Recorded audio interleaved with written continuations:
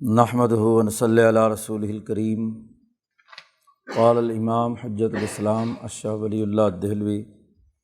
باب آداب الوضوء۔ ابواب الطہارت میں یہ چوتھا باب ہے۔ وضو کے آداب کے حوالے سے جو نبی اکرم صلی اللہ علیہ وسلم کی احادیث مبارکہ ہیں ان کی تفصیل و تشریح اور اس کی حقیقت بیان کرنے کے حوالے سے یہ باب ہے۔ شاہ صاحب فرماتے ہیں کہ وضو سے متعلق جتنے بھی آداب نبی اکرم صلی اللہ علیہ وسلم نے بیان فرمائے ہیں، اگر ان کا جائزہ لیا جائے مجموعی طور پر تو اس کے 4 بنیادی نکات ہیں۔ اس لیے شاہ صاحب نے کہا آداب الوضوء ترجع الی معان۔ جتنے آداب بیان فرمائے ہیں آپ صلی اللہ علیہ وسلم نے وہ درج ذیل 4 امور میں بند ہے۔ نمبر 1، منہا تعہد المغابن التی لا یصل الیہا الماء الا بعنایۃ۔ سب سے پہلے تو یہ کہ جتنے آداب وضو کے حوالے سے بیان کیے ہیں ان میں سب سے پہلا ادب، انسانی جسم میں جب آدمی وضو آزاد ہوتا ہے تو دراصل تمام اعضاء تک پانی کی رسائی ہے کہ وہ تمام جلد کے اور جسم کے وہ پوشیدہ حصے جہاں پانی عام طور پر نہیں پہنچ پاتا تو وہاں تک پانی پہنچانا مقصد ہے۔ لفظ استعمال کیا تعہد المغابن۔ مغابن وہ جگہ ہے جہاں یہ جلد کی وجہ سے جھریاں پڑ جاتی ہیں یا یہ انگلیوں کے درمیان خالی جگہ ہے چھپی ہوئی، یا منہ ہے، اسی طریقے سے ناک میں پانی ڈالنا ہے۔ تو حضور نے جو وضو کے آداب بیان فرمائے ہیں ان میں کلی کرنا، ناک میں پانی ڈالنا اور خلال کرنا، اسی طرح پانی ڈال کر جسم کو ملنا، اس کا مقصد یہ ہے کہ پانی ان مطلوبہ تمام اعضاء تک اچھی طرح پوری جلد پر لگ جائے اور کوئی جگہ خشک نہ رہے۔ تو ان تمام چیزوں کو پیش نظر رکھنا ہے۔ التی لا یصل الیہ الماء الا بعنایۃ، کہ پانی خاص توجہ سے وہاں تک پہنچایا جائے تو پانی پہنچتا ہے، عام حالات میں نہیں پہنچتا۔ جیسے کلی کرنا ہے، ناک میں پانی ڈالنا ہے، ہاتھوں اور انگلیوں کا خلال ہے یا داڑھی کا خلال ہے وغیرہ وغیرہ۔ انگوٹھی پہنی ہوئی ہے تو اس کو ہلانے کے آداب بیان کیے ہیں کہ اس کو اچھی طرح ہلا کر اس میں پانی ہے اس کے نیچے خشک نہ رہے جلد۔ تو پہلا ضابطہ تو یہ ہے۔ دوسرا اصول اور ضابطہ یہ ہے، منہا اکمال التنظیف، کہ پاکیزگی اچھے طریقے سے کرنا، کامل طریقے سے کرنا۔ مثلاً اعضاء کو 3 دفعہ دھونے کا حکم دیا گیا ہے، یا اسباغ الوضوء، اس کا حکم دیا گیا اچھی طرح پانی ہر جگہ پہنچا کر کوئی عضو جو ہے وہ خشک نہ رہے، کوئی حصہ خشک نہ رہے۔ نبی اکرم صلی اللہ علیہ وسلم نے فرمایا کہ سخت سردی یا سخت گرمی میں، بالخصوص سردیوں میں تو یہ معاملہ ضرور درپیش ہوتا ہے کہ ٹھنڈا یخ پانی ہے تو عام طور پر عضو پورا دھونے میں تکلیف ہوتی ہے۔ تو اسباغ الوضوء علی المکارہ کا جملہ حضور نے استعمال فرمایا کہ تکلیف کے باوجود پورے اعضاء کو دھونا۔ اسی طرح نبی اکرم صلی اللہ علیہ وسلم نے، جیسا کہ پیچھے بھی حدیث گزری، کہ جو اچھی طرح وضو کرتے ہیں قیامت کے دن ان کے ماتھے پر روشنی اور ان کے چاروں ہاتھوں پاؤں کے اوپر بھی روشنی ہوگی۔ غرہ کا اور تحجیل کا لمبا ہونا، یہ دونوں اس گھوڑے کے لیے استعمال ہوتے ہیں جس کی سفیدی ماتھے پر ہوتی ہے اور چاروں پانوں جو ہیں ان میں سفیدی ہوتی ہے۔ والانقاء، اور اچھی صفائی، اور انقاء کی وضاحت کر دی کہ وہو الدلق، پانی جسم پر ڈال کر پانی کو ہاتھ سے ملنا، یا کانوں کا مسح ہے سر کے ساتھ، یا وضو کرنے کے بعد پھر وضو کرنے کا حکم دیا ہے کہ اگر ایک آدمی ایک دفعہ وضو اس کا ہے بھی اور اس سے وہ ایک عبادت کر چکا ہے، تو وضو علی الوضو یہ نور ہے، تو اس کا حکم دیا گیا ہے، یہ بھی ایک کامل اور مکمل گویا کہ صفائی اور نظافت کے حوالے سے۔ تیسرا اصول یہ ہے کہ آپ صلی اللہ علیہ وسلم نے جو آداب بیان کیے ہیں ان میں اہم ترین امور میں اپنی قوم کے لوگوں کی عادات کی موافقت اختیار کرنا، یعنی جو فرشتے یا نیک لوگوں کا طور طریقہ رہا ہے ان کی عادات و اطوار کو اپنانا، جیسے مثلاً دائیں ہاتھ سے ہر کام کا شروع کرنا، پہلے دایاں ہاتھ دھونا پھر بایاں، اسی سے دایاں پاؤں پہلے دھونا پھر بایاں، اس لیے کہ دایاں ہاتھ اور داہنا پاؤں یہ زیادہ طاقتور اور زیادہ عمدہ شمار ہوتا ہے، اس کی گرفت زیادہ ہوتی ہے۔ فکان احق بالبداءۃ فیما کان بہما، دونوں ہاتھوں سے جو کام کرنا مطلوب ہے ان میں دائیں ہاتھ سے ابتدا کرنا یہ زیادہ حقدار ہے اس بات کا کہ اس کو پہلے دھویا جائے۔ اور اسی طریقے سے ان میں پاکیزگی اور محاسن وغیرہ ان کے اندر ان کو خصوصیت حاصل ہو، دون ازدادها فیما کان باحداہما، نہ اس کے مقابلے میں یعنی بائیں طرف کی چیزوں کو پہلے ترجیح دینا یا ان کو پیش نظر رکھنا۔ نمبر 4 یہ کہ جو مزید آداب بیان کیے ہیں اس کا مقصد یہ ہے کہ دل کے فعل کو منضبط کرنا، مثلا نیت کرنا وضو کی، تو قلب کو متوجہ کرنا ہے کہ وہ اب وضو جیسی عبادت سر انجام دینے لگا ہے، ایسے صریح الفاظ سے جس سے مقصد واضح ہو جائے کہ وضو کرنا چاہتا ہے۔ اس لیے ذکر لسانی یعنی زبان سے بھی وہ دعا مانگنے کا حکم دیا گیا ہے جو قلب کے اندر ہے، جیسا کہ آگے دعا آ رہی ہے وضو کی۔ یہ تمام آداب سے متعلق روایات کو اگر پیش نظر رکھا جائے تو ان 4 اصولوں میں بند ہے۔ اب احادیث کی تشریح بیان کرتے ہیں۔ سب سے پہلے حدیث لائے ہیں کہ نبی اکرم صلی اللہ علیہ وسلم نے ارشاد فرمایا ہے کہ لا وضوء لمن لم یذکر اللہ، جس نے اللہ کا ذکر نہیں کیا اس کا وضو نہیں ہوگا۔ یہ ایک حدیث یہاں پر نقل کی ہے کہ اللہ کی نام سے ابتدا کرنی چاہیے وضو کرنے کے لیے۔ اب یہ امام ترمذی نے یہ حدیث روایت کی ہے، لیکن محدثین کے ہاں اس حدیث پر کافی سوالات ہیں، اس لیے شاہ صاحب نے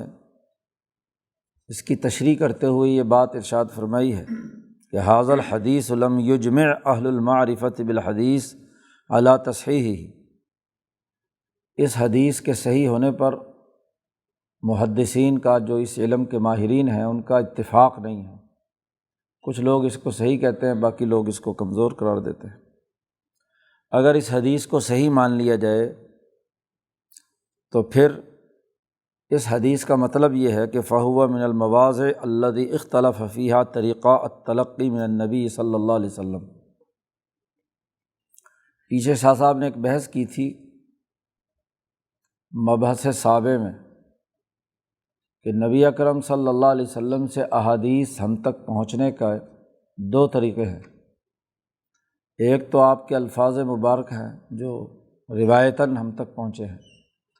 اور ایک نبی اکرم صلی اللہ علیہ وسلم کا عمل ہے جو تلقی دلالتاً کہلاتا ہے۔ تو تلقی کے 2 طریقے وہاں تھے۔ تو شاہ صاحب کہتے ہیں کہ یہ وہ مقام ہے کہ جہاں حضور صلی اللہ علیہ وسلم سے جو روایت یا دلالتاً یعنی عمل جو ہم تک منتقل ہوا ہے ان میں اختلاف پایا جاتا ہے، کہ نبی اکرم صلی اللہ علیہ وسلم سے جو صحابہ نے وضو نقل کیا ہے، جتنی بھی روایات حضرت عثمان کی ہے، حضرت علی کی ہے، عبداللہ ابن مسعود کی ہے جس کا ذکر پچھلے باب میں آ چکا ہے، تو جن صحابہ نے بھی حضور سے وضو نقل کیا ہے کہ آپ صلی اللہ علیہ وسلم وضو ایسے فرماتے تھے، اور پھر انہوں نے آگے تابعین اور تابعین نے تبع تابعین کو جو طریقہ وضو کا جو حضور صلی اللہ علیہ وسلم کا منتقل کیا ہے، اس میں کہیں بھی بسم اللہ الرحمن الرحیم پڑھنے کا تذکرہ نہیں ہے کہ وضو سے پہلے حضور نے بسم اللہ پڑھی ہو اور پھر وضو کیا ہو۔ یہاں تک کہ 200 سال کے بعد حتیٰ ظہر زمان اہل الحدیث، محدثین کے زمانے میں یہ حدیث ظاہر ہوئی، اور یہ حدیث چونکہ لا وضوء کا لفظ استعمال کیا کہ اس کا وضو نہیں ہوگا جو بسم اللہ نہیں پڑھتا، تو اس سے تو معلوم ہوتا ہے کہ یہ بسم اللہ پڑھنا وضو کی شرائط میں سے ہے یا رکن ہے، کیونکہ جب اس وضو کی نفی کی ہے جس میں بسم اللہ نہ پڑھی جائے۔ لیکن حضور صلی اللہ علیہ وسلم سے جو چیز عملاً جن صحابہ نے بھی روایت کی ہے، اس سے تو یہ ثابت ہوتا ہے کہ اس میں کہیں بسم اللہ کا تذکرہ نہیں ہے۔ تو بہرحال جو عمل ہے دلالتاً اس کے اعتبار سے تو یہ رکن یا شرط نہیں، لیکن اگر محدثین کے اس طریقے پر کہ یہ حدیث ظاہر ہوئی ہے، تو اس حدیث کی وجہ سے کیا ہے، بعض لوگوں نے یہ رکن یا شرط بنانے کی کوشش کی ہے، ورنہ باقی تمام علماء کا اتفاق ہے کہ بسم اللہ رکن اور شرط نہیں ہے، پڑھے تو اچھی بات ہے، نہ پڑھے تو کیا ہے، کوئی مسئلہ نہیں۔ وَيُمْكِنُ أَن يُجْمَعَ بَيْنَ الْوَجْهَيْنِ، اور یہ بات بھی ممکن ہے کہ نبی اکرم صلی اللہ علیہ وسلم سے نقل کیا ہوا جو عملاً طریقہ کار ہے، اور یہ حدیث جو بسم اللہ کو لازمی قرار دے رہی ہے، ان دونوں پہلوؤں میں اس طریقے سے تطبیق دی جا سکتی، ان کو جمع کیا جا سکتا ہے کہ یہاں لا وضوء سے مراد کہ وضو نہیں ہوگا کہ دل میں اللہ کی یاد بھی اس کے اندر نہ ہو، کیونکہ ایک محض بغیر کسی نیت کے، بغیر کسی عزم اور ارادے کے صرف منہ پر پانی ڈال لینا، ہاتھ دھو لینا، پاؤں دھو لینا، ایک تو یہ کیفیت ہے، اور ایک یہ کہ یہ عزم اور ارادے سے کہ میں ایک عبادت کے طور پر اللہ کے لیے یا اللہ کی نماز پڑھنے کے لیے یا کوئی عبادت کرنے کے لیے یہ وضو کر رہا ہوں، تو دونوں میں بڑا فرق ہے۔ تو یہاں حدیث جو بیان کر رہی ہے وہ دل کی یادداشت ہے کہ دل متوجہ ہو اس وضو کے وقت۔ فإن العبادات، اس لیے کہ عبادات نیت کے بغیر قابل قبول نہیں ہوتی، ورنہ تو روٹین میں یہ ہاتھ منہ دھونا دنیا کا ہر کافر کرتا ہے، صبح کو اٹھے گا تو چہرہ بھی دھوئے گا، ہاتھ بھی دھوئے گا، پاؤں بھی دھوئے گا، باقی جسم دھوئے نہ دھوئے، اور یہ ٹھنڈے اور سرد علاقوں میں یورپ میں تو اتنا تو ضروری کرتے ہیں تو اب ان کو ہم وضو نہیں کہیں گے، وضو کا تعلق نیت سے ہے، تو جو نفی کی ہے وہ یہ کہ بغیر کسی نیت کے ویسے ہی روٹین میں ایک آدمی ہاتھ پاؤں دھوتا ہے اور چہرہ دھوتا ہے، اس وقت لا وضوء کا جو لفظ ہے کہ وضو نہیں ہوگا، اس کا مطلب ظاہر ہے کہ چونکہ دل متوجہ ہی نہیں ہے، ویسے ہی بغیر کسی نیت کے آدمی ہاتھ پاؤں دھو رہا ہے، کھانے پینے کے لیے بھی دھوتا ہے۔ ہاں البتہ تسمیہ یعنی بسم اللہ پڑھنا یہ باقی آداب کی طرح ایک ادب ہے، اس حدیث کی وجہ سے جس میں نبی اکرم صلی اللہ علیہ وسلم نے فرمایا کہ ہر اہم کام کے شروع میں اگر بسم اللہ نہ پڑھی جائے تو وہ کام ناقص ہوتا ہے۔ اسی طریقے سے جیسے اب کھانے کے لیے کہا کھانا شروع کرو تو بسم اللہ پڑھو،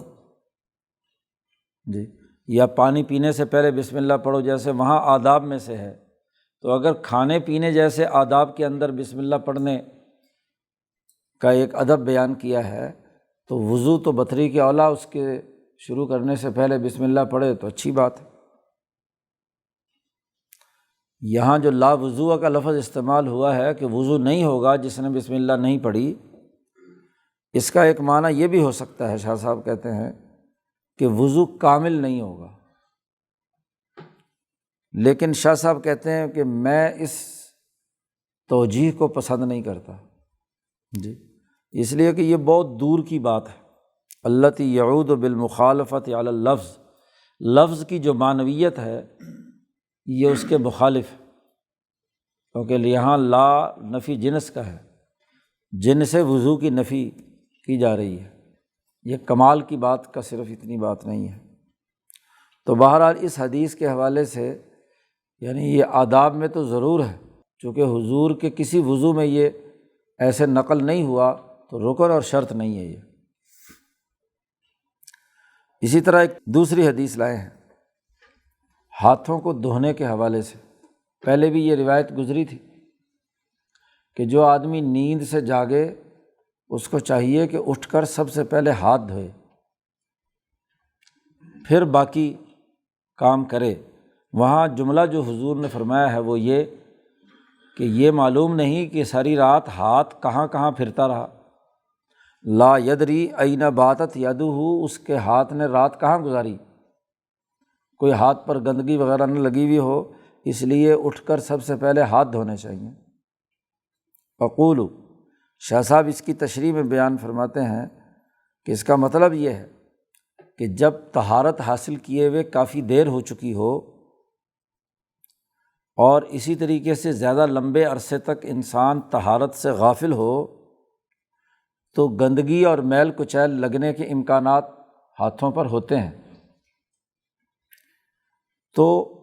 کسی ٹب وغیرہ میں یا کسی بالٹی کے اندر ہاتھ داخل کرنے سے پہلے باہر ان کو دھونا چاہیے۔ پرانے زمانے میں یہ ٹوٹیوں ووٹیوں کا تو سلسلہ اب آیا ہے، تو ٹب میں یا مٹکے میں پانی رکھتے تھے اور عام طور پر چلو سے ہی پانی اٹھا کر وضو وغیرہ باقی چیزیں کرتے تھے، الگ سے برتن ہونا خاصا مشکل تھا، تو اس زمانے میں ایسی چیزیں نہیں ہوتی تھی، تو اب پورے ٹب کے اندر آپ ہاتھ ڈالتے ہیں اور ہاتھ دھلے ہوئے نہ ہوں تو اس کے اندر نجاست اور گندگی پورے میں پھیل جائے گی، تو علیحدہ کر کے ہاتھ دھو لے پہلے اور دھونے کے بعد پھر کسی ٹب میں یا برتن میں ہاتھ ڈالے، یہ مطلب ہے یہاں۔ یا تو اس وجہ سے کہ گندا ہو جائے گا یا گدلا ہو جائے گا، یا اس کے اندر سے آدمی کو جب ہاتھوں میں کوئی چیز لگی ہوئی ہے تو پانی میں لگے تو برا سمجھتا ہے انسان۔ وَهُوَ عِلَّةُ النَّهْيِ عَنِ النَّفْخِ فِي الشَّرَابِ، یہی وجہ ہے کہ پانی میں پھونک مارنے اور اس میں سانس لینے سے روکا گیا ہے، کیونکہ جب بھی منہ سے کوئی چیز باہر نکلتی ہے یا ناک کے راستے سے سانس باہر نکلتا ہے تو اس میں جسم کے اندر کی آلودگی ہوتی ہے، تو جس پانی کو آدمی نے پینا ہے اس کے اندر سانس لینا، تو وہ جو زہریلے مادے جو جسم سے نکلے ہیں وہ پانی کا حصہ بن جاتے ہیں، یا پھونک مارنا، تو پھونک مارنا بھی اندر سے ہی مواد باہر نکلتا ہے، تو اس کے چھوٹے چھوٹے ذرات پانی کے اوپر اثر انداز ہوتے ہیں، تو جیسے وہ پھونک مارنا یا سانس لینا پانی میں گلاس کے اندر یہ درست نہیں ہے تاکہ کھانے پینے کی چیز خراب نہ ہو جائے، اسی طرح یہاں بھی کسی ٹب میں ہاتھ داخل کرنے سے پہلے وہ ہاتھ دھو لے۔ تیسری حدیث لائے ہیں، نبی اکرم صلی اللہ علیہ وسلم نے فرمایا ہے کہ جو آدمی اٹھے وضو کرے، ہاتھ دھوئے، کلی کرے اور اس کے بعد ناک میں پانی ڈالے، استنشاق، پانی ناک میں ڈالنا اور پھر اس کو صاف کرنا، تو وہاں حضور صلی اللہ علیہ وسلم نے وجہ بیان فرمائی ہے کہ ناک صاف کرنا اس لیے ضروری ہے کہ فإن الشیطان یبیت علی خیشومہ، کہ شیطان رات گزارتا ہے اس کے ناک کے بانسے میں، تو اس ناک کے اندر سے جو مواد ہے اس کو خارج کرنا ضروری ہے۔ شاہ صاحب اس کی تشریح بیان کرتے ہوئے فرماتے ہیں اس کا مطلب یہ ہے کہ ناک کے اندر مواد جمع ہو جاتا ہے، ایسا مواد جو غلیظ ہوتا ہے فی الخیشومی، اور اس کا موجود ہونا ناک کے اندر یہ انسان میں بے وقوفی اور حماقت پیدا کرتا ہے، دماغ جو ہے وہ سستی کا شکار رہتا ہے، سبب لتبلد الذہن، ذہن کے اندر بلادت اور حماقت پیدا کرتا ہے، اور وہ فساد الفکر، اور فکر میں فساد پیدا کرتا ہے۔ ناک صاف نہ ہو اور مواد ناک کے اندر جمع ہو تو دماغ کو بھی، کیونکہ جب آپ یہ ناک صاف کرتے ہیں تو دماغ کے اندر سے بھی مواد باہر نکل کر خارج ہو جاتا ہے، تو ذہن چاق و چوبند ہو جاتا ہے، اور فکر جو ہے وہ صالح وجود میں آتا ہے۔ جن کے ناک ہر وقت بہتی رہتی ہے اور مواد اس کے اندر موجود ہوتا ہے تو وہ بے وقوفی اور حماقت کی علامت ہوتی ہے، وہ ان کا ذہن بھی صحیح نہیں ہوتا اور فکر کے اندر بھی فساد ہوتا ہے۔ فیکون امکنا، تو پھر جب ذہن میں یہ فساد ہو اور دماغ کے اندر یہ مواد موجود ہو تو شیطان کو وسوسہ ڈالنے میں بڑی سہولت رہتی ہے، وہ ایسے ہی گندے مواد کے اوپر زیادہ اثر انداز ہوتا ہے۔ اس لیے بیت الخلاء جو پرانے زمانے میں جس میں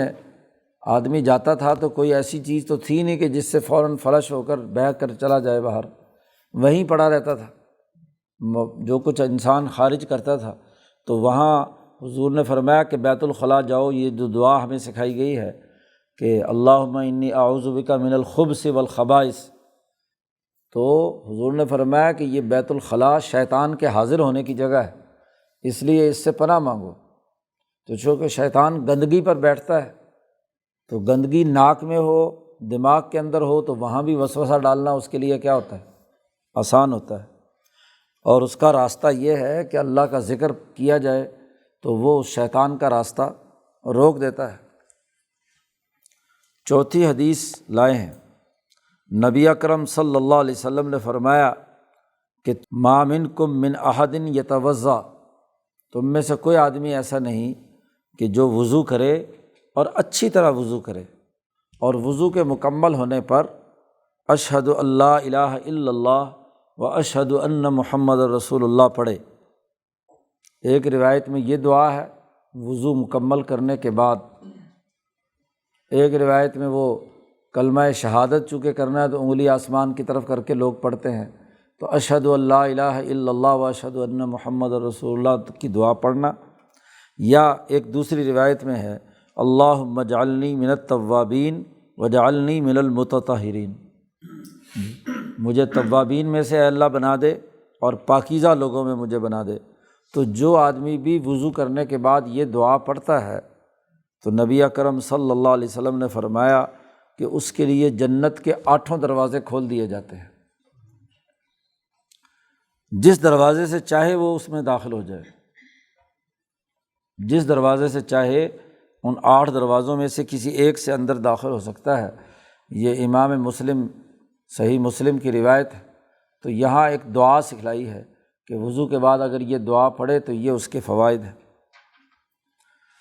شاہ صاحب فرماتے ہیں کہ میں اس کی تشریح میں یہ کہتا ہوں کہ طہارت کی روح اس وقت تک مکمل طور پر حاصل نہیں ہوتی جب تک کہ انسانی نفس عالم غیب کی طرف متوجہ نہ ہو، کیونکہ طہارت کا مطلب تو نور طہارت حاصل کرنا ہے، اور نور طہارت کا تعلق جو ہے وہ عالم قدس سے ہے۔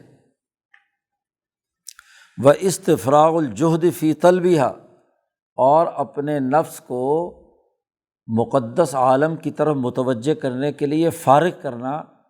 مکمل طور پر پوری جد و جہد ادھر ہی کر لینا، اس کے بغیر طہارت کامل طور پر حاصل نہیں ہوتی اس کی روح۔ تو فَضُبِطَ لِذَالِکَ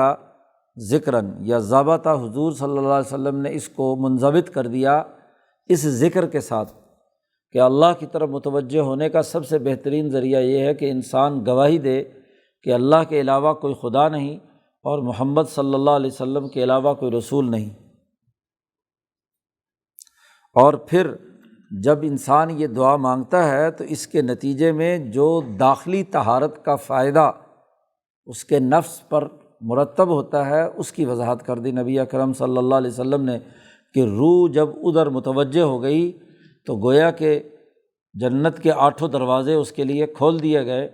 تو وہ جس دروازے سے چاہے داخل ہو جائے۔ 5ویں حدیث لائے ہیں، نبی اکرم صلی اللہ علیہ وسلم نے ان لوگوں سے جنہوں نے اچھی طرح وضو نہیں کیا، ایڑیاں خشک رہیں، تو حضور نے بلند آواز سے یہ اعلان فرمایا تھا کہ ویل للعقاب من النار۔ ایک سفر سے واپس شریف لا رہے تھے تو صحابہ کا لشکر آگے تھا، حضور پیچھے تھے، تو حضور نے صحابہ کو پہلے بھیج دیا کہ فلاں جگہ پہنچ کر سب لوگ چشمہ ہے، وضو کرو، عصر کی نماز پڑھنی ہے۔ تو حضور جب وہاں پہنچے تو صحابہ وضو کر رہے تھے اور جلدی جلدی کی وجہ سے پاؤں دھوتے وقت ایڑیاں خشک آپ کو نظر آ رہی تھی۔ تو حضور نے بڑی بلند آواز سے 3 دفعہ یہ جملہ فرمایا کہ جن جن لوگوں کی ایڑیاں خشک ہیں ان کو جہنم کی ہلاکت اور جہنم کی تباہی اور اس کا ویل جو ہے اس سے ڈرایا جاتا ہے۔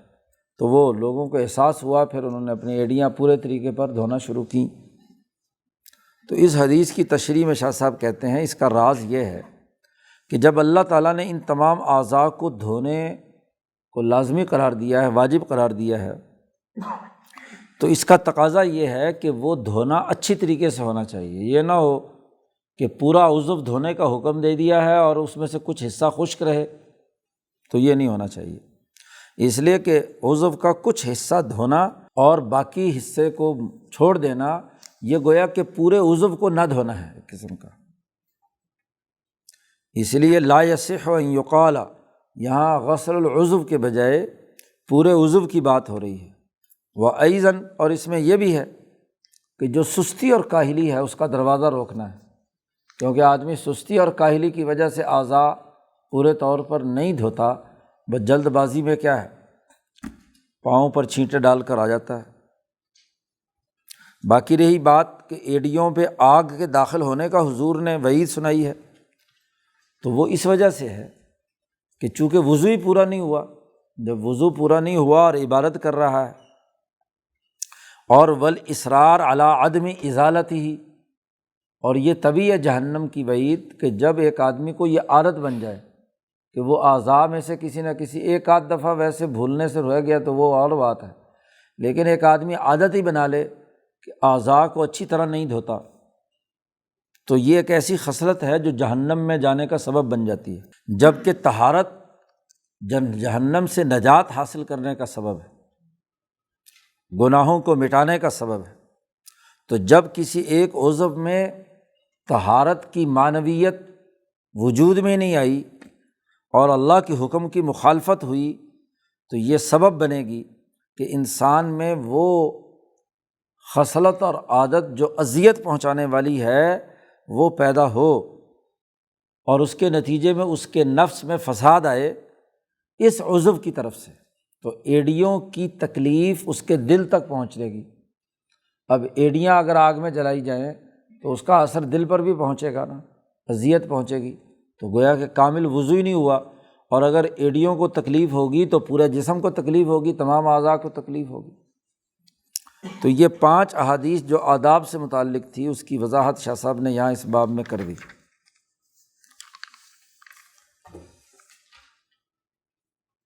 اس کے بعد 5واں باب لائیں، باب موجبات الوضو۔ یہ ہمارے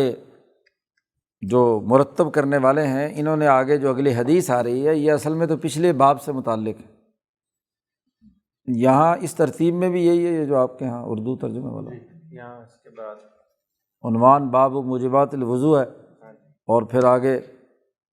حدیث لائیں۔ اس حدیث کا تعلق ترتیب کے خلاف بات ہے، یہ 6 نمبر حدیث ہے جس کا پیچھے کے ساتھ تعلق ہے۔ جب موجبات الوضو کا عنوان قائم کیا ہے تو آگے جا کر آپ دیکھیں کہ وہ موجبات الوضو فی شریعتنا علی 3 درجات، وہاں سے یہ باب شروع ہونا چاہیے جی۔ بے سوچے سمجھے باب چھاپ دیتے ہیں اور ایک غلطی غلط کر دے تو باقی سارے اسی کے لکیر کے فقیر جی۔ محقق صاحب بھی یہاں اسی طرح کر گئے۔ ایک اور حدیث لائے ہیں کہ لا تقبل صلاۃ من احدث حتی یتوضأ، کسی آدمی کی نماز قابل قبول نہیں ہے کہ جس کو حدث لاحق ہے، یعنی بے وضو ہے اور بے وضو کی حالت میں وہ نماز پڑھتا ہے، تو ایسے آدمیوں کی نماز قابل قبول نہیں ہے حتی یتوضأ، جب تک کہ وہ وضو نہ کر لے۔ یا اسی طرح ایک اور حدیث لائے ہیں کہ لا تقبل صلاۃ بغیر طہور، بغیر طہارت کے نماز قابل قبول نہیں ہے۔ یا ایک تیسری حدیث میں حضور نے فرمایا کہ نماز کی چابی طہارت ہے، طہارت نہیں ہوگی تو نماز نہیں کھلے گی، تو اس لیے طہارت کو لازمی قرار دیا۔ اقول، میں کہتا ہوں، شاہ صاحب کہتے ہیں اس کی تشریح میں یہ تمام الفاظ واضح صراحتاً یہ بات بیان کر رہے ہیں کہ طہارت شرط ہے نماز کے لیے، اور اس سے یہ بات بھی واضح ہوتی ہے کہ طہارت حاصل کرنا ایک مستقل عبادت ہے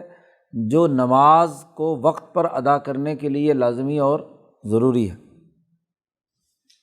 کیونکہ دونوں کا ایک دوسرے کے ساتھ جڑ کر ایک مجموعی فائدہ حاصل ہوتا ہے۔ وضو کر کے نماز پڑھی جائے تو وضو کی عبادت کا اثر یا بدلہ وہ بھی،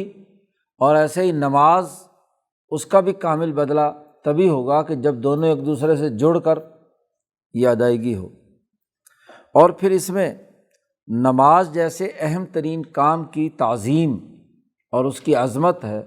گویا کہ نماز جو شعائر اللہ میں سے ہے تو اس شعائر اللہ میں سے اس کی عظمت کا تقاضا ہے کہ وضو کیا جائے۔ اب وضو واجب کب ہوگا؟ تو یہ ایک اہم ترین معاملہ ہے۔ اس حوالے سے جو نبی اکرم صلی اللہ علیہ وسلم نے جتنے بھی احکامات یا قوانین بیان کیے ہیں، شاہ صاحب پہلے اس کا اجمالی اصول اور ضابطے بیان کر رہے ہیں۔ فرماتے ہیں وہ موجبات الوضوء فی شریعتنا علی ثلاث درجات، وضو کے موجبات یعنی جن چیزوں سے وضو واجب ہو جاتا ہے وہ ہماری شریعت میں 3 درجے پر ہے، 3 درجات کی چیزیں ہیں۔ نمبر 1 تو وہ تمام امور ہیں جن پر جمہور صحابہ کا اجماع ہے کہ اس کی وجہ سے وضو ٹوٹ جاتا ہے، اور تمام حضور سے نقل کردہ روایات اور آپ صلی اللہ علیہ وسلم سے جو اب تک شائع شدہ عمل ہے وہ بھی اسی کی مطابقت کرتا ہے، اور وہ کل 5 چیزیں ہیں: پیشاب، پخانہ، ہوا کا خارج ہونا، مزی کا خارج ہونا، اور والنوم الثقیل، گہری نیند سونا۔ یہ 5 چیزیں ہیں، اور جو اسی کی معنویت میں جو چیزیں ان کے ذیل میں آ جاتی ہیں وہ تمام چیزیں، 5 کی 5 چیزیں ہر ایک کی الگ الگ آگے جا کر تفصیل بیان کریں گے۔ یہ 5 چیزیں ہیں جن سے وضو ٹوٹ جاتا ہے۔ نمبر 1 قولہ صلی اللہ علیہ وسلم، نبی اکرم صلی اللہ علیہ وسلم کا یہ فرمانا کہ وقاء السہو العینان، آدمی کے اعضاء کا کنٹرول آنکھوں میں ہے۔ وقاء تو اصل میں کہتے ہیں تھیلی ہوتی ہے جس میں پرانے زمانے میں پیسے ویسے رکھتے تھے، تو تھیلی کو جو بند کر دیتے ہیں، دھاگا کھینچتے ہیں یا اوپر سے گانٹھ دے دیتے ہیں تو وہ تھیلی کا منہ بند ہو گیا، اس میں سے کوئی چیز باہر نہیں نکلتی۔ اور سہ کہتے ہیں چوتڑ کو، چوتڑوں کی جو وقاء ہے یعنی اس کو بند کرنے والا ہے، ری کا خارج ہونا یا نہ ہونا یا بول و براز کا خارج ہونا، یہ جاگنے کی حالت سے تعلق رکھتا ہے۔ یعنی ایک آدمی جاگ رہا ہے تو اسے پتہ چل جائے گا کہ ری خارج ہوئی یا نہیں ہوئی، پیشاب نکلا ہے یا نہیں نکلا۔ سونے کی حالت میں تو انسان غافل ہوتا ہے، تو آنکھیں چونکہ سو رہی ہیں تو نہیں پتہ چلتا کہ ری خارج ہوئی یا نہیں ہوئی۔ اس لیے نیند ایسی نیند جو گہری ہے، ایک ہے معمولی سی اونگ، اس کی بات نہیں ہو رہی، جو گہری نیند ہے جس میں انسان کے اعضاء ڈھیلے پڑ جاتے ہیں، تو وہاں آدمی کو نہیں پتہ چلتا کہ ری خارج ہوئی یا نہیں ہوئی۔ اس لیے اگلی روایت نے مزید وضاحت بیان کر دی۔ نبی اکرم صلی اللہ علیہ وسلم نے فرمایا کہ یہ اس لیے ہے کہ جب آدمی لیٹ جاتا ہے، اذا اضطجع، کروٹ کے بل خاص طور پر لیٹ جاتا ہے تو اس کے تمام اعضاء ڈھیلے پڑ جاتے ہیں، اس کے تمام اعضاء کا کنٹرول ختم ہو جاتا ہے، تو ری کے خارج ہونے نہ ہونے کا اسے پتہ نہیں چلتا۔ شاہ صاحب اس کی تشریح میں یہ بات فرماتے ہیں کہ معنی ہو، اس کا مطلب یہ ہے کہ جو گہری نیند ہے، النوم الثقیل، بھاری نیند کا مطلب گہری نیند جو ہے، مظنۃ لاسترخاء الاعضاء، اعضاء کے ڈھیلا کرنے کا یقینی طور پر گمان پایا جاتا ہے کہ ضرور اعضاء ڈھیلے ہوئے ہیں اور ری خارج ہوئی ہوگی، خروج الحدث۔ وَأُرَىٰ أَنَّ مَعَ ذَلِكَ لَهُ سَبَبٌ آخر، نیند کی وجہ سے وضو کیوں ٹوٹتا ہے؟ شاہ صاحب کہتے ہیں اس کی میں ایک اور وجہ بھی میرے سے خیال کے اندر ہے، وہ یہ کہ نیند خود انسانی نفس کو بوجھل بنا دیتی ہے، اس کے اندر بلادت یعنی بے وقوفی اور حماقت کے اسباب ہوتے ہیں۔ آدمی ایک دم نیند سے اٹھتا ہے تو اسے بسا اوقات پورے طور پر ہوش و حواس نہیں ہوتا، اور نیند سے اٹھنے کے بعد جب تک وہ اعضاء کو نہ دھوئے تو اس پر ایک خاص قسم کی سستی اور بے وقوفی اور حماقت کے آثار طاری ہوتے ہیں۔ جب وہ نہا دھو کر یا وضو کر لیتا ہے تو ایک قسم کا فریش ہو جاتا ہے، اپنی اصل حالت پر آ جاتا ہے۔ تو گویا کہ نیند ایک ایسی حالت یا ایسا فعل ہے جو وضو توڑنے والا ہے، حدث پیدا کرنے والا ہے۔ تو نیند تو اس لیے کیا ہے، وضو کو توڑنے والی ہے۔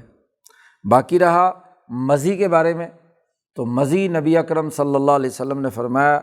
کہ بس اپنے اعضاء آدمی دھو لے، یغسل ذکرہ ویتوضا، اور وضو کر لے۔ اقول، اس میں کوئی شک کی بات نہیں، شاہ صاحب کہتے ہیں کہ مزی اور مزی کیا ہوتی ہے اس کی وضاحت بھی کر دی۔ الحاصل من الملاعبۃ قضاء الشہوۃ دون شہوۃ الجماع، جب آدمی اپنی بیوی سے کوئی گپ شپ کر رہا ہوتا ہے تو اس وقت جو پیشاب کے راستے سے مواد خارج ہوتا ہے اس کو مزی کہتے ہیں۔ تو اس پر غسل فرض نہیں ہوتا، یہ صرف وضو۔ حضرت علی رضی اللہ تعالیٰ عنہ نے مقداد ابن اسود سے یہ بات کہی تھی کہ تم حضور سے پوچھو اس کے حکم کیا ہے شرعی، کیا اس مزی سے خروج سے غسل فرض ہوگا یا وضو؟ تو انہوں نے حضور سے سوال کیا تو حضور نے فرمایا کہ نہیں، بس اپنے اعضاء کو دھو لو اور وضو کر لو، کافی ہے۔ تو یہ اس میں بھی چونکہ ایک قسم کی شہوت ایک درجے میں پوری ہوتی ہے، اگرچہ ملاپ کی جو اگلی کیفیت ہے وہ اگرچہ نہ بھی حاصل ہو، تو اس لیے اس کی وجہ سے یہ نہیں ہوتا کہ غسل فرض ہو جائے گا، وضو ہے۔ فکان من حق ہی، اس لیے اس کا لازمی تقاضا اور حق یہ ہے کہ طہارت کبریٰ کے بجائے یہ طہارت صغریٰ یعنی وضو اس پر لازمی قرار دیا جائے۔ تو یہ اس پر وضو ہے، اس پر غسل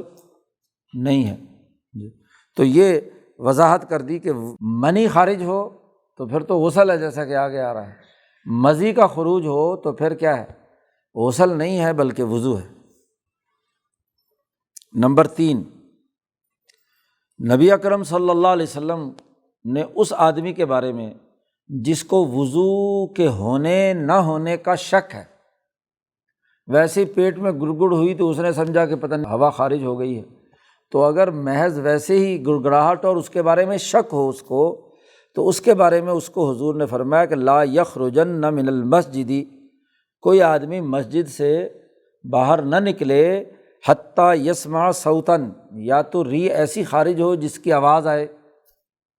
اور اگر آواز نہیں بھی ہو تو او یجد ریحن، یا ری خارج ہونے کا اسے وجدان حاصل ہو کہ باقاعدہ ری خارج ہو گئی، صرف شک کی بنیاد پر کہ پتہ نہیں ہو گئی ہو، تو شاہ صاحب کہتے ہیں یہ تشدد اور تعمق کو روکنے کے لیے ہے، کیونکہ یہ جو صوفی قسم کے لوگ ہوتے ہیں ان کو شک ہی پڑا رہتا ہے کہ جی پتہ نہیں وضو ٹھہرا ہے کہ نہیں ٹھہرا، تو یہ نہیں، جب تک پختہ یقین نہ ہو جائے ری کے خارج ہونے کا،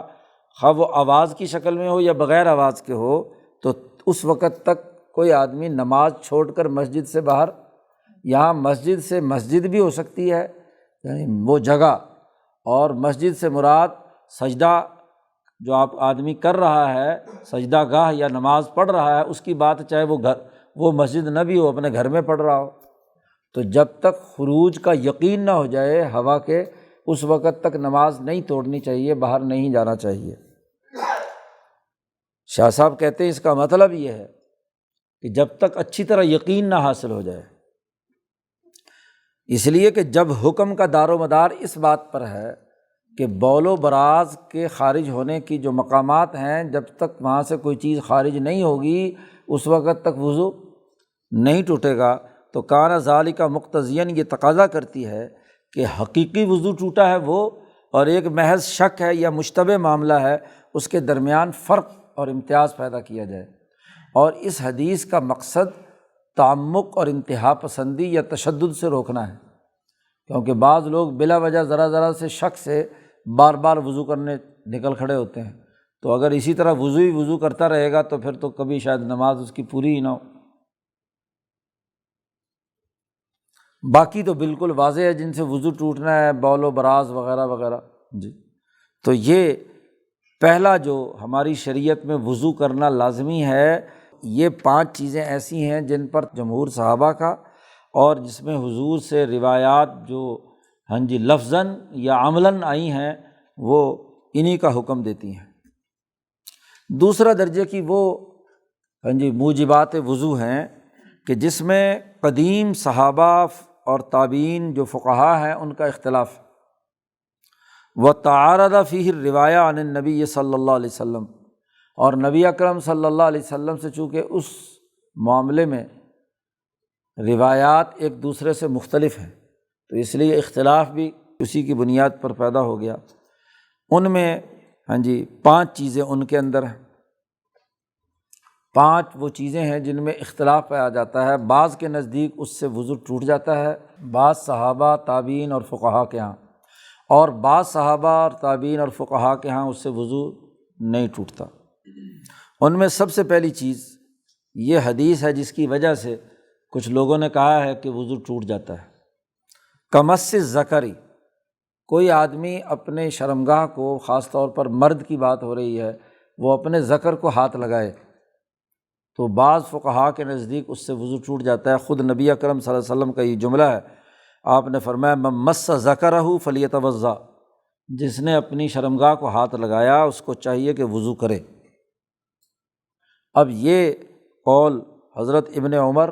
عبداللہ ابن عمر، سالم، عروہ بن زبیر وغیرہ وغیرہ کا ہے۔ وہ یہ کہتے ہیں کہ جیسے ہی بے دہانی میں بھی ہاتھ لگ گیا تو وضو لازم ہو جائے گا۔ لیکن حضرت علی رضی اللہ تعالیٰ عنہ، عبداللہ ابن مسعود اور امام اعظم امام ابو حنیفہ ابراہیم نخعی جو فقہائے کوفہ ہیں، یہ کہتے ہیں کہ نہیں، ان کی دلیل دوسری حدیث ہے۔ حضور صلی اللہ علیہ وسلم نے ایک دوسری حدیث میں ارشاد فرمایا کہ حل ہوا الا بضعۃ منہ، کسی نے سوال کیا کہ کیا اپنی شرمگاہ کو، اپنے ذکر کو ہاتھ لگانے سے وضو لازمی ہوگا؟ تو حضور نے فرمایا کہ جیسے باقی جسم کے اعضاء ہوتے ہیں تو ان کو ہاتھ لگانے سے وضو نہیں ٹوٹتا، تو اس کو ہاتھ لگانے سے کیسے وضو ٹوٹے گا؟ تو یہ تو جسم کا ایک ٹکڑا ہے۔ ولم یجی الثلج بکون احدہما منسوخا، اب معاملہ یہ ہے کہ روایات 2 ایک دوسرے سے متضاد آ گئیں۔ اب یقیناً ایک روایت منسوخ ہونی چاہیے، ایک پہلے کا حکم ہوگا، دوسرا بعد کا حکم ہوگا، لیکن ابھی تک یہ قطعی طور پر نہیں معلوم کہ ایک روایت جو ہے پہلی کون سی ہے اور دوسری کون سی ہے۔ دونوں کا جب تک وقت متعین نہیں ہوگا اس وقت تک ہم ناسخ منسوخ کا فیصلہ نہیں کر سکتے۔ منسوخ تو تب ہوگی، ناسخ منسوخ تو تب ہوگی کہ جب یہ معلوم ہو کہ یہ فلاں روایت بعد میں آئی ہے تو اس نے پہلے والے حکم کو منسوخ کر دیا۔ تو یہ بات قطعی طور پر چونکہ معلوم نہیں ہے، اس لیے صحابہ میں اختلاف رہا ہے۔ جس نے ایک روایت کو سامنے رکھا انہوں نے اس کے بارے میں وہ حکم لگا دیا، جس نے دوسری روایت کو سامنے رکھا انہوں نے اس کو۔ تو فقہائے مدینہ اور ان میں صرف ابن عمر یا ان کے شاگرد یہ بات کہتے ہیں، امام مالک کے ہاں بھی ایسا نہیں ہے، تو ان کے ہاں وضو ٹوٹ جاتا ہے۔ اور فقہائے کوفہ حضرت عبداللہ ابن مسعود، حضرت علی اور باقی تمام لوگ یہ کہتے ہیں کہ وضو نہیں ٹوٹتا۔ دوسرا اختلافی مسئلہ عورت کو ہاتھ لگانے سے متعلق ہے وَلَمْسِ الْمَرْأَةِ، کہ عورت کو چھونے سے وضو ٹوٹ جاتا ہے کہ نہیں، یہ بھی اختلافی مسئلہ ہے۔ اس سلسلے میں کیا ہے، روایات یہاں بھی مختلف ہیں۔ اب یہ قول کہ عورت کو ہاتھ لگانے سے وضو ٹوٹ جاتا ہے، یہ حضرت عمر کا ہے اور ان کے بیٹے عبداللہ ابن عمر کا ہے، عبداللہ ابن مسعود کا ہے، ابراہیم نخعی کا ہے۔ کیوں؟ یہ قرآن کی اس آیت سے استدلال کرتے ہیں، او لامستم النساء، قرآن میں آیا ہے کہ اگر تم بیت الخلاء میں ہو کر آؤ تو تب وضو کرو، اور دوسرا آگے جملہ ہے لامستم النساء، یا تم نے عورتوں کو چھوا ہو۔ ولا یشہد لہ حدیث، ان لوگوں کے پاس حدیث کا کوئی استدلال نہیں ہے، لیکن امام اعظم امام ابو حنیفہ اور باقی جتنے بھی صحابہ ہیں وہ یہ کہتے ہیں کہ نہیں، اس لمس سے مراد جماع ہے، یہ لمس وہ نہیں ہے کہ محض ہاتھ لگنے سے، اور اس کے اور بہت سارے عقلی دلائل بھی ہیں جو فقہ کی کتابوں میں بیان کیے گئے ہیں۔ اور یہاں ان کے پاس ایک دوسری حدیث ہے جو اس کے بالکل برخلاف ہے، لیکن شاہ صاحب کہتے ہیں اس حدیث کے اندر بھی کچھ محدثین نے سوالات اٹھائے ہیں، لیکن فیہ نظر لأن فی اسنادہ انقطاعا، کیونکہ اس کی سند میں ایک انقطاع پایا جاتا ہے۔ حدیث ہے حضرت عائشہ صدیقہ رضی اللہ تعالیٰ عنہ کی۔ عائشہ صدیقہ فرماتی ہیں کہ نبی اکرم صلی اللہ علیہ وسلم اپنی بعض بیویوں کو وضو کے بعد بوسہ دیتے تھے اور اس کے بعد نماز پڑھانے چلے جاتے تھے۔ تو عروہ جو حضور حضرت عائشہ کے بھانجے، انہوں نے کہا لگتا ہے آپ ہی کو بوسہ دیا ہوگا، وہ مسکرا پڑی۔ تو بہرحال مسئلہ جو ہے یہ معلوم ہوا کہ بوسہ دینے کے باوجود حضور جا کر نماز پڑھائی ہے، تو اس کا مطلب یہ کہ عورت کو چھونے سے کیا ہے، وضو نہیں ٹوٹتا۔ وعندی، شاہ صاحب اپنی وضاحت یہ بیان کر رہے ہیں کہ یہ جو بعض محدثین نے اعتراض کیا ہے اس حدیث پر، اس طرح کی علت بیان کی ہے، یہ تو اس وقت ہوتی ہے جب دو حدیثوں میں سے کسی ایک حدیث کو ترجیح دینا ہو، اور جب بغیر کسی تعارض کے ہو تو وہاں ایسا معاملہ نہیں ہے۔ باقی رہی یہ بات کہ حضرت عمر اور ابن مسعود یہ بات کہہ رہے ہیں، تو ان کا معاملہ تو اور بھی ہے، ایک اور حضرت عمر اور ابن مسعود ایک اور بات پر بھی جس پر باقی کسی نے عمل نہیں کیا اور بعد میں بھی امت نے اسے تسلیم نہیں کیا، یہ دونوں حضرات تو جنابت کی حالت لاحق ہو جائے تو تیمم کو جائز نہیں سمجھتے، تو انہوں نے اسی بنیاد پر تعین حمل الآیات عندہما علی اللمس، اسی بنیاد پر انہوں نے یہاں جو لمس کا لفظ استعمال ہوا ہے قرآن حکیم میں، اس کو محض چھونے ہاتھ لگانے سے متعلق اس کو قرار دیا ہے۔ لیکن یہ بات طے شدہ ہے کہ صحیح ہے تیمم کرنا ایسی حالت میں اگر پانی موجود نہ ہو، تو یہ صحیح روایات عمران ابن حسین کی ہیں، عمار ابن یاسر کی ہے، عمرو ابن العاص کی ہے، اور پھر حضرت عمر کے بعد امت کا تقریباً اجماع ہے، تمام لوگ اس بات پر متفق ہیں کہ اگر جنابت کی حالت لاحق ہو تو تیمم سے پاکیزگی حاصل ہو جاتی ہے۔ وکانہ ابن عمر یذهب الی الاحتیاط، ابن عمر البتہ احتیاط کا حکم دیتے ہیں، اور ابراہیم نخعی ابن مسعود کے مقلد ہیں، یہاں تک کہ یہ بات امام ابو حنیفہ پر بھی واضح ہو گئی تھی کہ وہ کون سی دلیل ہے جسے ابن مسعود اپنے پیش نظر رکھتے ہیں، لیکن اس کے باوجود امام ابو حنیفہ نے یہاں مذہب ابراہیم نخعی کی اتباع نہیں کی، اور انہوں نے جو باقی تمام جمہور نے بات کہی ہے اس کو اپنایا ہے کہ تیمم کیا جا سکتا ہے جنابت کی حالت میں۔ خلاصہ یہ ہے کہ اس کے بعد فقہاء آئے اور انہوں نے ان دونوں مسئلوں میں تین طبقات میں بٹ گئے کہ بعض لوگوں نے ظاہر پر عمل کیا ہے آیت کے، بعض لوگوں نے اس پر سرے سے عمل نہیں کیا، اور بعض لوگوں نے فرق کیا ہے کہ اگر عورت کو چھوئے شہوت کے ساتھ تو پھر تو وضو ضروری ہے، اور اگر بغیر شہوت کے ہاتھ لگ گیا تو پھر وضو ضروری نہیں ہے۔ قال ابراہیم، اسی طریقے سے ابراہیم نخعی کہتے ہیں خون اگر کہیں جسم پر نکلا اور بہہ گیا تو اس پر بھی وضو لازمی ہے، اور یہی مذہب امام اعظم امام ابو حنیفہ کا بھی ہے۔ ایسے ہی والقیء الکثیر، اتنی الٹی آئی بہت منہ بھر کر، تو یہ بھی ابراہیم نخعی اور امام ابو حنیفہ فقہ حنفی کے مطابق ان کا وضو ٹوٹ گیا، ان کے وضو کرنا پڑے گا۔ ایسے ہی والحسن بالوضوء من القہقہ فی الصلاۃ، نماز کے اندر کسی نے خوب قہقہ لگا کر ہنسا تو نہ صرف نماز ٹوٹی بلکہ وضو بھی ٹوٹ گیا۔ حسن بصری اس بات کے قائل ہیں اور امام ابو حنیفہ بھی یہی بات کہتے ہیں، جبکہ دوسرے لوگ کہتے ہیں کہ نہیں، قہقہہ سے وضو نہیں ٹوٹتا، قے کثیر سے بھی، خون سے بھی نہیں ٹوٹتا، امام شافعی وغیرہ۔ اور ہر ایک کے لیے حدیث ہے، ہاں جی، وفی کل ذالک حدیث، لیکن جو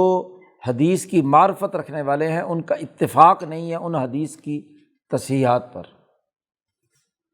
بہرحال شاہ صاحب کہتے ہیں کہ صحیح تر بات یہ ہے کہ احتیاط کرنا چاہیے اس میں، جس نے احتیاط کی اس نے اپنے دین اور اپنے عزت کی حفاظت کی، ومن لا، اور جس نے نہیں کی تو اس پر ہاں جی خالص شریعت میں چونکہ حکم نہیں ہے تو پھر کوئی بات نہیں۔ لیکن یہ بات اگلی شاہ صاحب نے واضح کی ہے، ولا شبہ تھا، اس بات میں قطعی کوئی شبہ نہیں ہے کہ عورت کو چھونا یہ شہوت کو بھڑکاتا ہے، مہیج للشہوتی، اور یہ ایک طرح سے شہوت جماع نہ صحیح لیکن دوسری شہوت کو پورا کرنے کا ذریعہ بنتا ہے۔ اسی طریقے سے اپنی شرمگاہ کو، اپنے ذکر کو ہاتھ لگانا یہ بہت برا عمل ہے، بدتر عمل ہے، فعل شنیع۔ اسی لیے استنجا کے موقع پر بھی دائیں ہاتھ سے اپنی شرمگاہ کو ہاتھ لگانا ممنوع ہے، اچھی بات نہیں ہے، اس لیے کہ حضور نے فرمایا کہ یہ شیطانوں کا کام ہوتا ہے کہ وہ اس طریقے سے ہاں جی ہاتھ سے اپنے اعضاء کو پکڑتے ہیں۔ اسی طریقے سے خون کا بہنا یا قے کا زیادہ آنا، الٹی کا زیادہ آنا، یہ انسانی بدن کو ملوث کر دیتے ہیں، ان کے اندر گندگی لگنے کے چانسز بہت زیادہ ہوتے ہیں، اور الٹی کے نتیجے میں انسان کے اندر ایک خاص قسم کی سستی اور کاہلی اور بے وقوفی اور حماقت کی کیفیت پیدا ہوتی ہے۔ اسی طرح نماز کے اندر قہقہہ بلند کرنا یہ بہت بڑا جرم ہے، تو جن لوگوں نے قہقہہ لگانے پر وضو ٹوٹنے کا بھی حکم لگایا ہے تو وہ اس لیے کہ وہ کہتے ہیں سزا دی جائے اس کو، اس نے نماز جیسی عظیم ترین عبادت کو ہاں جی کھلواڑ بنا لیا کہ اس نے بلند آواز سے قہقہہ لگایا، تو ضروری ہے اس کا کفارہ ادا کیا جائے، اور کفارہ یہی ہے کہ اس کو کہا جائے کہ جاؤ جا کر وضو کر کے آؤ۔ بس کوئی تعجب کی بات نہیں کہ شارع علیہ السلام نے اس پر وضو کا حکم دیا ہو، اور یہ بھی تعجب کی بات نہیں کہ نہ حکم دیا ہو، تینوں رائے آ گئی، اور یہ بھی کوئی تعجب کی بات نہیں کہ ترغیب تو دی ہو لیکن پختہ حکم نہ دیا ہو، وہی جو تینوں قول پیچھے ہیں، تو ان تینوں اقوال کی نوعیت اسی طرح کی ہو سکتی ہے۔ یہ وہ 5 مسائل ہیں جن میں فقہاء کا اختلاف پایا جاتا ہے۔ اور تیسرا درجہ وضو کے حوالے سے وہ ہے کہ جس میں شبہ پایا گیا ہے احادیث کے الفاظ کی وجہ سے، فقہاء صحابہ اور تابعین کا جمہور وہ اس کو تسلیم نہیں کرتا، یعنی امت کا اجماع ہے کہ اس سے وضو نہیں ٹوٹتا، لیکن ظاہری الفاظ جو ہیں وہ اس کو بیان کر رہے ہیں۔ اس میں 2 مسئلے ہیں، ایک مسئلہ تو آگ سے پکی ہوئی چیز کے کھانے پر وضو کا ہے، اس کے حوالے سے کافی ساری روایات ہے، کل وضو مما مست النار فإنہ ظہر عمل النبی، تمام خلفاء اور نبی اکرم صلی اللہ علیہ وسلم کا عمل، ابن عباس، ابو طلحہ وغیرہ وغیرہ، یہ اس حدیث کے خلاف عمل ثابت ہے۔ حضور صلی اللہ علیہ وسلم تشریف فرما تھے اور بھنی ہوئی بکری جس کی ایک ٹانگ حضور صلی اللہ علیہ وسلم کے ہاتھ دست تھی، تو اس سے چھری سے کاٹ کر حضور وہ بھنی ہوئی بکری کھا رہے تھے، آگ پہ پکی ہوئی ہوتی ہے چونکہ کسی اس سے براہ راست آگ پر رکھ کر بھونتے ہیں، تو جیسے ہی اذان ہوئی تو حضور نے وہ نوش فرما رہے تھے، وہ مکمل کرتے ہی بغیر وضو کیے جا کر نماز پڑھائی۔ تو اگر آگ کی پکی ہوئی چیز سے وضو ٹوٹتا تو حضور صلی اللہ علیہ وسلم نماز ایسی حالت میں نہ پڑھاتے۔ یہی حال خلفائے راشدین کا بھی ہے، اور ابن عباس، ابو طلحہ وغیرہ۔ وبین جابر، اور جابر فرماتے ہیں کہ یہ شروع میں ایسا حکم آیا تھا ایک دفعہ کہ اس سے وضو ٹوٹ جاتا تھا، لیکن بعد میں یہ حکم منسوخ ہو گیا۔ وکان السبب فی الوضوء منہ، اگر ہم استحباب کے طور پر بھی کہیں تو یہ جو یہاں سبب قرار دیا ہے کہ وضو کرنا چاہیے، تو چونکہ حضرت شاہ صاحب تو ہر حدیث کی جو حقیقت ہے وہ بیان کرنا چاہتے ہیں، تو شاہ صاحب کہتے ہیں وجہ یہ ہے کہ یہ بھنا ہوا گوشت کھانا یہ ارتفاق کامل ہے۔ لا یفعل مثلہ الملائکہ، فرشتے اس طرح کا کوئی کام نہیں کرتے، تو جب آدمی یہ گوشت کھاتا ہے تو گویا کہ فرشتوں کے ساتھ جو مشابہت ہے وہ ختم ہو جاتی ہے۔ فیکون سبباً، یہ گوشت کھانا سبب بن جاتا ہے فرشتوں سے مشابہت کے ختم کرنے کا، اس لیے کیا ہے وضو کا حکم دیا گیا ہے۔ اچھا، وَأَيْضًا، اور یہ بھی ہے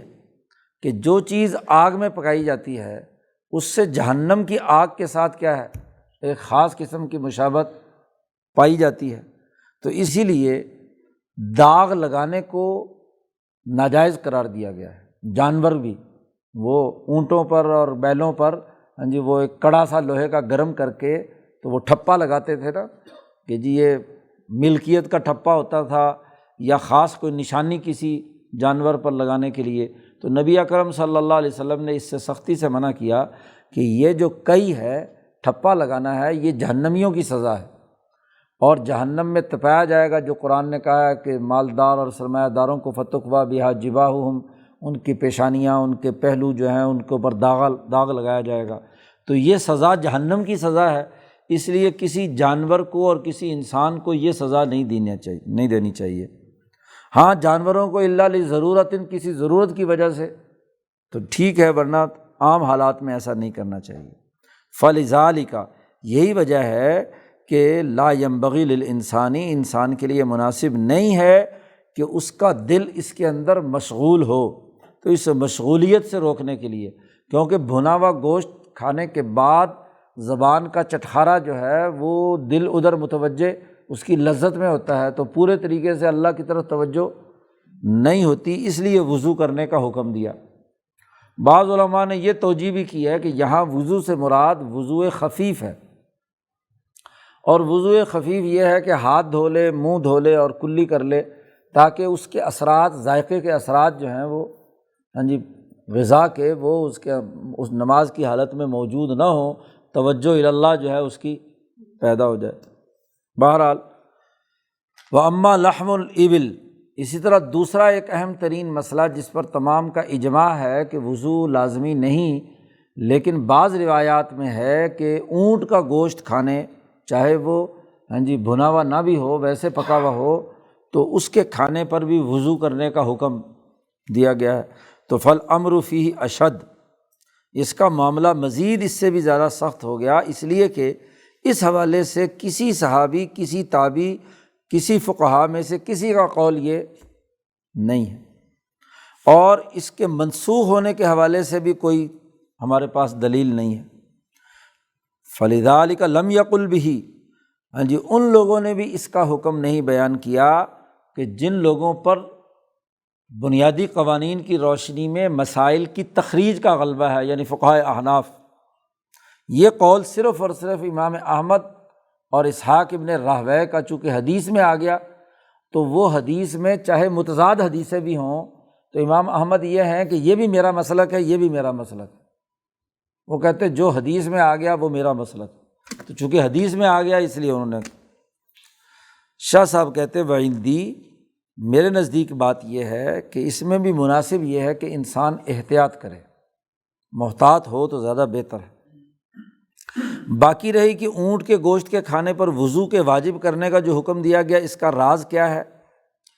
تو شاہ صاحب کہتے ہیں اس لیے کہ یہ تورات میں یہودیوں اور عیسائیوں پر حرام تھا، محرمۃ فی التوراۃ،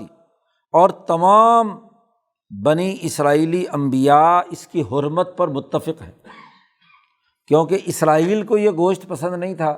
تو یعقوب علیہ السلام سے لے کر عیسیٰ علیہ السلام تک تمام انبیاء کے ہاں اونٹ کا گوشت کھانا حرام تھا۔ تو جب اللہ نے ہماری امت کے لیے اونٹ کا گوشت کھانا حلال قرار دیا، تو پھر اس حلت کے انعام کے طور پر یہ ہماری شریعت میں وضو کا حکم دیا گیا کہ وضو کر لیا جائے۔ اس کے بعد ایک تو یہ کہ یہ وضو ہے، اللہ کی نعمت جو ہم پر ہمیں اللہ نے اس کو مباح قرار دیا، اس کا شکریہ ادا کرنے کے لیے کہ ہم سے پہلے لوگوں پر حرام تھا اور ہمارے لیے حلال ہوا۔ اور دوسرے یہ کہ وضو علاج ہے ان لوگوں کے لیے جن کے دل میں اس کے حلال ہونے کی وجہ سے دل میں دھڑکا تھا، یعنی مثلاً جو یہودی مسلمان ہوئے یا جو عیسائی مسلمان ہوئے، تو چونکہ یہودیت میں رہتے ہوئے تو ان کے لیے یہ گوشت کھانا حرام تھا، اب اس شریعت میں حلال ہوا تو شروع میں ان لوگوں کو دل میں خیال آتا تھا کہ تمام انبیاء کا متفقہ حرام کردہ ہے، ہم کھا رہے ہیں، تو دل میں کھٹکا سا لگتا تھا، تو اس لیے ان کو کہا کہ تم وضو کر لیا کرو۔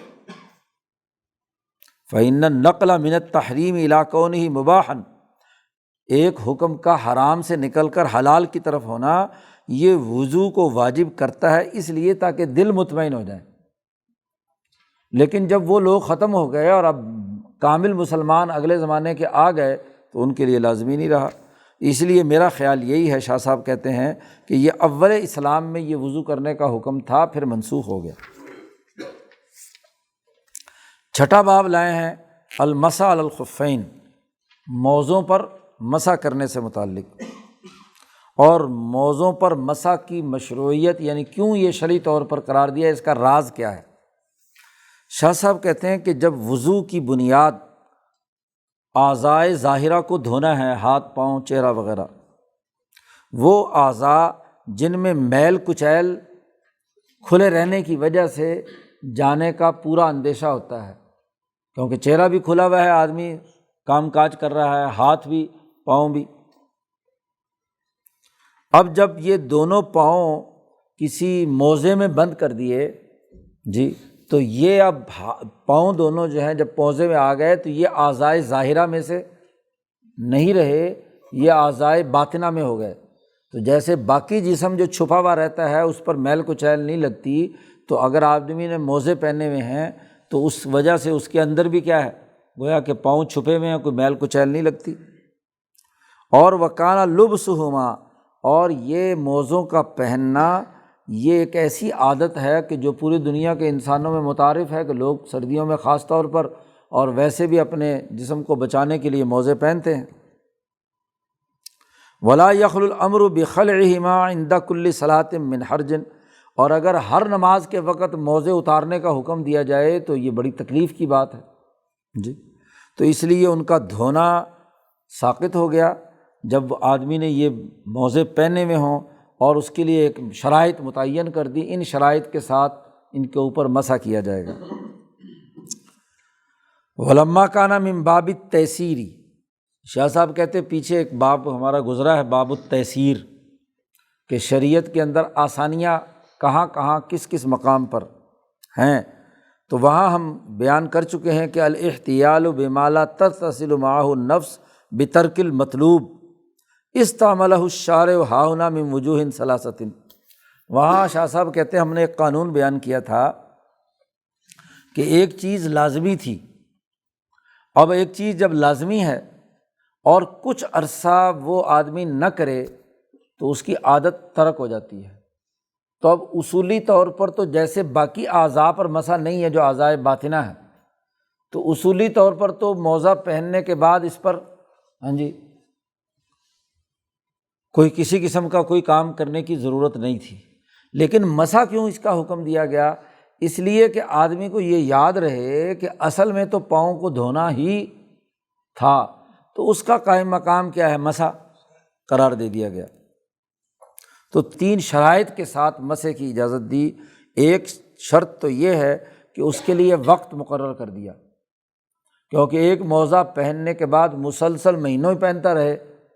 اور پھر مسح کرتا رہے تو پھر تو جو اصل پاؤں کے دھونے کا اصل حکم ہے وہ کبھی بھی یاد نہیں ہوگا، پھر تو ساری عمر ایک آدمی موزے میں ہی رہے بس۔ تو اس لیے شرط لگا دی کہ جو تو مقیم ہے وہ 24 گھنٹے بیوم ولیلۃ للمقیم، اور وثلاثۃ ایام ولیالیہا، 3 دن 3 راتیں مسافر کے لیے، اس لیے کہ 24 گھنٹے کے بعد پاؤں کا ایک دفعہ دھونا یہ یادداشت کے لیے کافی ہے کہ پاؤں میں اصل دھونا ہے، یہ مسح تو عارضی طور پر آپ کو اجازت دی گئی ہے۔ اور ایسے ہی مسافر کو چونکہ زیادہ سفر کی حالت میں دقت ہوتی ہے، اس لیے اس کے لیے یہ مناسب مقدار ہے کہ جب حد سفر 3 دن 3 رات کی ہے تو موزے کا مسح بھی اس کو 3 دن 3 رات کا دیا جائے۔ یستعملہ الناس فی کثیر مما یریدون تعہدہ، جو بات کو یاد رکھنا چاہتے ہیں ان کے لیے یہ مدت کافی ہے، اسی لیے 3 دن 3 رات ہے، تو پھر مقدار متعین کر دی، ایک زیادہ ہے زیادہ 3 دن 3 رات، کم سے کم 1 دن 1 رات، تو مقیم کے لیے 24 گھنٹے اور باقیوں کے لیے مسافروں کے لیے 3 دن 3 رات ہے، تاکہ ہر ایک کی جو ضرورت ہے وہ پوری ہو جائے۔ دوسری شرط یہ ہے کہ موزہ پہننے سے پہلے آدمی باوضو ہو، طہارت کے ساتھ ہو، اور پھر موزہ پہنے تو تب اس کے اوپر مسح ہوگا۔ یہ نہیں ہے کہ بغیر وضو کیے ہوئے، بغیر پاؤں دھوئے ہوئے موزہ پہن لیے اس نے، ایسا نہیں، تاکہ مکلف صاحب کے آنکھوں کے سامنے یہ بات باقی رہے کہ بھائی وہ جو موزہ پہننے سے پہلے طہارت حاصل کی تھی تو وہ طہارت برقرار ہے، کیونکہ موزہ اس کے اوپر چڑھا ہوا ہے۔ قیاساً علی قلۃ وصول الاوساخ الاعضاء المستورہ، اس پر قیاس کرتے ہوئے کہ جو اعضاء چھپے ہوئے ہوتے ہیں ان میں میل کچیل گندگی وندگی نہیں جاتی۔ تو اس طرح کے قیاسات انسان کو متنبع کرنے کے لیے کافی ہیں، مؤثر ہیں۔ تیسری شرط یہ لگائی کہ موزہ پہن کر 1 دن 1 رات تک اس کو دھونے کی ضرورت نہیں ہے، تو دھونے کی ضرورت نہیں ہے تو پھر کیا کیا جائے؟ تو مسح ضرور کیا جائے، ان یمسح علی ظاہرہما، اور مسح بھی اس کے اوپر والے حصے پر کیا جائے گا، غسل کی جگہ پر، تاکہ یہ مسح یاد دلائے کہ اصل تو غسل تھا، یہ بطور نمونے کے ہم ہاتھ تر کر کے اس کے اوپر پھیر رہے ہیں۔ حضرت علی رضی اللہ تعالیٰ عنہ فرماتے ہیں کہ اگر دین عقل اور رائے کی بنیاد پر ہوتا تو تقاضا تو یہ تھا کہ موزے کے نیچے مسح کیا جائے اوپر کے بجائے۔ کیوں؟ اس لیے کہ جب موزہ پہن کر انسان چلتا ہے تو زمین پر چلتا ہے تو نیچے سے گندگی لگنے کا نیچے زیادہ امکان ہوتا ہے، نہ یہ کہ اوپر۔ تو عقل تو تقاضا کرتی ہے کہ مسح نیچے کیا جائے، اوپر جو ہے وہ مسح نہ کیا جائے، لیکن چونکہ حضور نے اوپر کرنے کا حکم دیا ہے اس لیے ہم اس کے مطابق عمل کرتے ہیں۔ شاہ صاحب کہتے ہیں یہ مسح جو ہے یہ تو صرف غسل کے نمونے کے لیے باقی رکھا گیا ہے، لا یراد منہ الا ذالک، یہ اوپر مسح کرنے کا اس کے علاوہ اور کوئی مقصد نہیں ہے۔ وکان الاسفل، اور موزے کا جو نیچے والا حصہ ہے اس میں تو زمین پر چلنے سے موزوں کا کسی گندگی کے اندر ملوث ہونے کا امکان ہوتا ہے، اور کان المسح علی ظاہرہما دون باطنہما معقولا، شاہ صاحب کہتے ہیں مسح کا ظاہر اوپر کرنا یہ معقول ہے، کیونکہ نیچے اگر مسح کیا جائے اور نیچے اگر گندگی لگی ہوئی ہو اور آپ گیلا پانی اس پر مسح کرے تو وہ تو اور اس کے لیے کیا ہے، گندگی کو پھیلاؤ کا سبب بنتا ہے۔ تو عقل کا تقاضا تو یہ ہے کہ مسح اوپر ہی ہونا چاہیے، نیچے نہیں ہونا چاہیے۔ موافقاً بالرأی، اب سوال پیدا ہوتا ہے کہ اگر عقل کے مطابق یہ بات ہوئی ہے جو حضور نے بیان فرمائی ہے تو علی کا یہ کہنا کہ عقل کا تقاضا یہ تھا کہ پاؤں کے نیچے مسح ہونا چاہیے، تو اس کا کیا مطلب ہے؟ حالانکہ حضرت علی سب سے زیادہ عقل مند آدمی، فقیہ آدمی ہے۔ تو شاہ صاحب کہتے ہیں وکان علی رضی اللہ عنہ من اعلم الناس بعلم معانی الشرائع، شریعتوں کے مطالب اور مفاہیم کے علم کے حوالے سے حضرت علی کا تو بہت اونچا مقام ہے، جیسا کہ ان کے مختلف کلام اور ان کے جو خطبات ہیں بڑے فصیح و بلیغ، اس سے اس بات کا اندازہ ہوتا ہے۔ لیکن یہاں جو حضرت علی نے یہ جملہ استعمال کیا ہے تو دراصل اس سے ان کا مقصد یہ ہے کہ دین میں اپنی رائے سے مداخلت کا دروازہ روکا جائے، یہ مقصد ہے۔ مقصد یہ نہیں کہ یہ خلاف عقل ہے، موزے کے نیچے مسح کرنا کے بجائے اس کے اوپر مسح کرنا یہ خلاف عقل ہے، یہ بات نہیں۔ عقل کا تقاضا تو یہی ہے کہ مسح اوپر ہونا چاہیے، لیکن یہاں وہ اپنی رائے کی دخل اندازی کو روکنا چاہتے ہیں شریعت کے حکم کے مقابلے میں، تاکہ عام لوگ اپنے دین کے حوالے سے اپنے دین کے اندر فساد برپا کرنے سے بچیں۔ اس لیے حضرت علی نے یہ جملہ فرمایا ہے۔ تو 3 شرائط کے ساتھ کہ مسا اوپر ہوگا، اور مقیم کے لیے 1 دن 1 رات، اور مسافر کے لیے 3 دن 3 رات، اور موزہ پہنا جائے گا تب جب پہلے وضو اس نے کیا ہوا ہو، پاؤں دھوئے ہوئے ہوں، تب موزہ پہنے۔ تو موزہ پہننے کا یہ حکم دیا۔ یہاں تک وضو سے متعلق تمام احکامات مکمل ہو گئے۔ آگے 7ویں باب سے صفت الغسل شروع ہو رہا ہے، طہارت کبریٰ۔ اللہ